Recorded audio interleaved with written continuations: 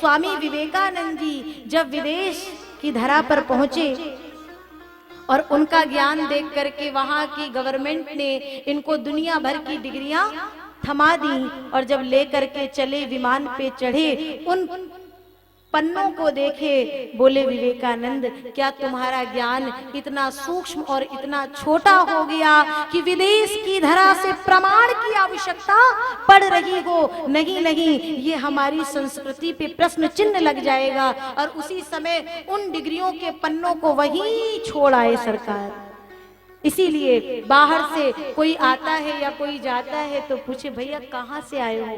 बोले हम उस देश के वासी हैं जिस देश में गंगा बहती है, होठों पे सच्चाई रहती है, जहां दिल में सफाई रहती है। हम उस देश के वासी हैं जिस देश में गंगा बहती है। मेहमान जो हमारा होता है वो जान से प्यारा होता है। पहले होता था, अब मेहमान आता है तो कुछ दिन में कहते हैं अतिथि कब,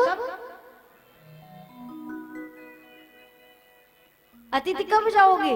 पहले मेहमान भी आते थे, अतिथि भी आते थे तो महीनों के हिसाब से आते थे। आज कहीं ना कहीं हमारे होठों पे सच्चाई रहती है, आज तो झूठ की जो लिस्ट बनती है सरकार, हमने ऐसा किया, ये किया, वो किया, और जब धरातल देखते हैं तो सब शून्य ही शून्य नजर आता है। लेकिन भारत देश की संस्कृति, अपने शिष्टाचार, अपने सदाचार को कभी भूलना नहीं चाहिए। हमें गर्व होना चाहिए जहां राम हुए, जहां कृष्ण हुए, जहां काशी में शिव साक्षात विराजमान है, अयोध्या में राम विराजमान है, ऐसी पवित्र भारत भूमि में हमारा जन्म हुआ है। सरकार लोग ललायित रहते हैं, भारत में एक बार चले जाएं, वृंदावन आप जाइए, न जाने कितने विदेशी भक्त आते हैं, शिखा भी रखाते हैं, कंठी भी धारण करते हैं, और प्रातः काल भोर में सब निकलते हैं, हरे कृष्ण का जाप करके प्रभात फेरी देते हैं। आज कहीं ना कहीं हमारे ही हिंदू सनातन धर्म के लोगों ने अपनी परंपराओं को ही नष्ट भ्रष्ट करने में लगे हैं। और एक बात मैं बता दूं, जब भी किसी और संप्रदाय की बात होती है तो किसी की बोलने की हिम्मत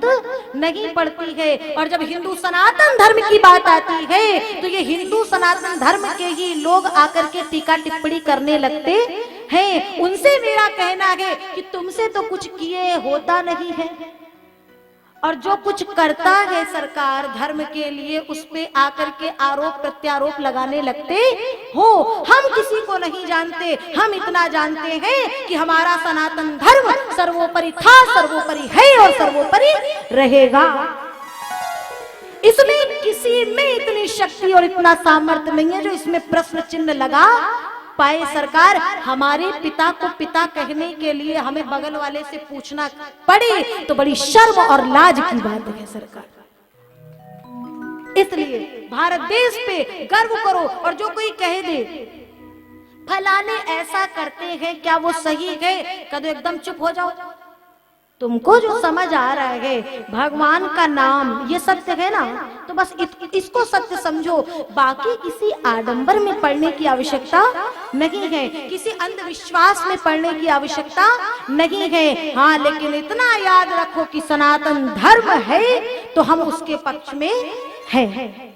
हमारे बहुत संत, बहुत भक्त इस समय कहते हैं भारत को हिंदू राष्ट्र की बात हम सभी करते हैं, लेकिन मैं एक बात बता दूं कि भारत को माँ कहते हैं, और माँ का आंचल वो होता है जिसके लिए हर बच्चा बराबर होता है। और भारत माँ ने अपने आंचल में हर बच्चे को, वो किसी भी संप्रदाय का हो, किसी भी मार्ग का हो, उसको स्वीकार किया है, अपने हृदय से लगाया है। तो सरकार उस माँ को अब अपनी पहचान के लिए कहना पड़ेगा कि मुझे अपना नाम अब ये स्थापित करना है। भारत हिंदू राष्ट्र था, है और रहेगा, इसमें कोई इसे मिटाने वाला नहीं है। आज तक किसी में इतनी सामर्थ्य ही नहीं हुई, न जाने हमारे कितने कितने लोगों ने अपना बलिदान दे दिया और इतिहास के न जाने कितने पन्ने। कुछ व्यासपीठ से कुछ शब्द उचित नहीं होते हैं, इसलिए बहुत मर्यादा रखनी पड़ती है, लेकिन न जाने इतिहास के कितने बहुमूल्य पन्ने तो गायब ही कर दिए गए।